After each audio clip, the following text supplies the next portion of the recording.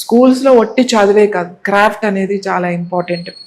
తర్వాత గేమ్స్ చాలా important. Sports and games, అసలు ఇంతమంది పిల్లలు ఉన్నారు, ఒకళ్ళు ఇద్దరు ప్లేయర్స్ తప్ప మన దగ్గర ప్లేయర్సే లేరు. ఒకప్పుడు మా అప్పుడైతే ప్రతి డిస్టిక్కి సెలెక్షన్స్ ఉండేవి. స్కూల్స్ నుంచి వచ్చి ఇలా బాగా ఆడేవాళ్ళని తీసుకునేవాళ్ళు. తర్వాత ప్రతి జిల్లాకి హాస్టల్స్, స్పోర్ట్స్ హాస్టల్స్ ఉండేవి, స్టేట్ హాస్టల్స్ ఉండేవి, డిస్టిక్ హాస్టల్స్ ఉండేవి.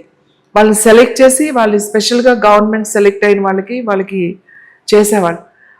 అందరూ మేము కూడా చదువుకున్నాం, మేము స్పోర్ట్స్ హాస్టల్ నుంచి వచ్చిన వాళ్ళమే, మేము కూడా బాగా చదువుకున్న వాళ్ళే ఉన్నారు అందరూ.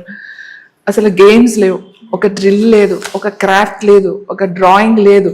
లేకపోతే అప్పుడు ఇట్లా అల్లికలు అంటారు, అల్లికలు ఉండేవి, నవ్వారు నేడు ఉండేది, పెయింటింగ్ ఉండేది, తర్వాత కుడతాం కదా ఎంబ్రాయిడరీ, అవి ఉండేవి. స్కూల్స్ లో ఒక టీచర్ ఉండేవాళ్ళు, క్రాఫ్ట్ అండ్ డ్రాయింగ్ అని చెప్పి ఒక టీచర్ ప్రత్యేకించి ఉండేవారు.